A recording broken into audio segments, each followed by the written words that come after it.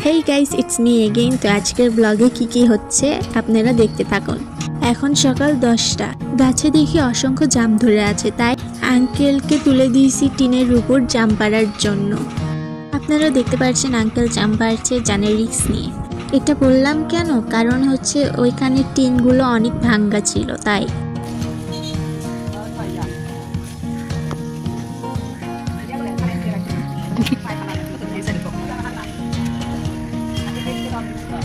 ওই দেখেন কতগুলো জাম ধরে আছে গাছে।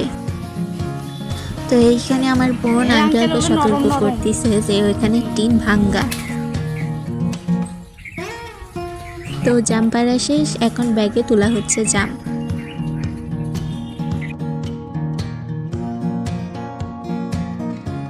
এখন আঙ্কেল উঠতেছে।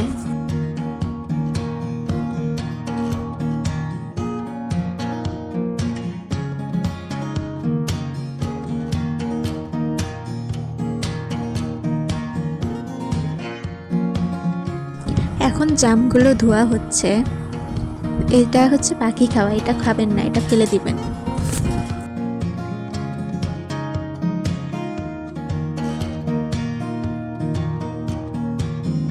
এই দেখেন জাম যখন কাঁচা থাকে তখন কি রকম দেখতে হয়।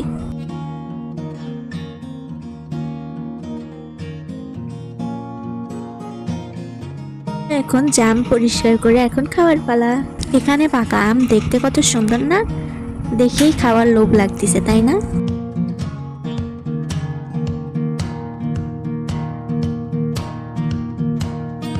এখন আমরা যাচ্ছি শেরপুরে আমার খালুর বাসায়। শুনছি খালুর শরীর নাকি খুব খারাপ, তাই তাকে দেখতে যাচ্ছি। উনি নাকি 2 দিন ধরে হাসপাতালে ছিলেন, তাই তাকে দেখতে যাচ্ছি। সবাই আমার খালুর জন্য দোয়া করবেন, তিনি যেন খুব তাড়াতাড়ি সুস্থ হয়ে যান। তো শেরপুরে যাই দেখি খালা খালু দুইজনেই ঘুরতে গেছে। তো এখানে আর দেরি না করে আমরাও এখন ঘুরতে যাচ্ছি। আপনারা গেস করেন কোথায় যাচ্ছি ঘুরতে? থাক, আপনাদেরকে আর কষ্ট না দিই, আমরা এখন যাচ্ছি মমইন পার্কে।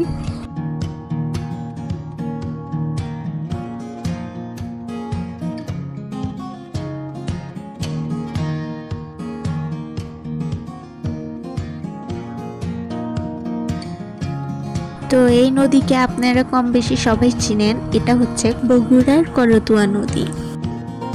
কথা বলতে বলতে মমইন পার্কে এসেছি। এখন টিকিট কাটা হচ্ছে।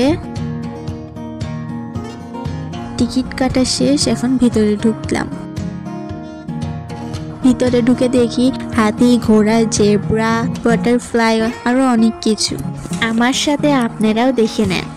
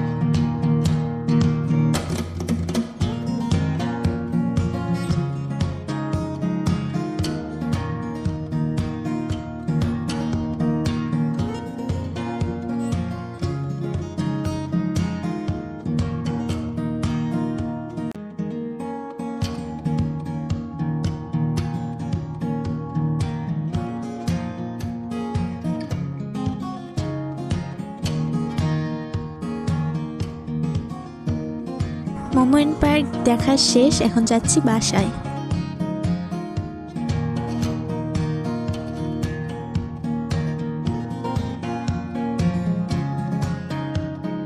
এই হাতি আর হাতির বাচ্চাটা কত কিউট না।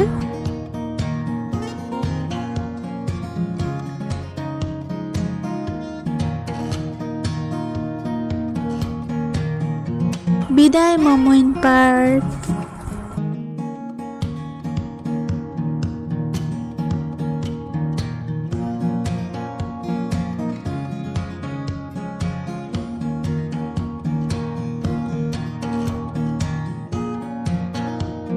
তো আপনাদের সাথে কথা বলতে বলতে এখানে দেখলাম বালাকে।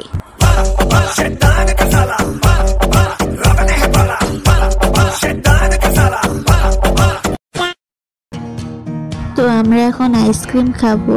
আমরা এখন আইসক্রিমের দোকানের সামনে।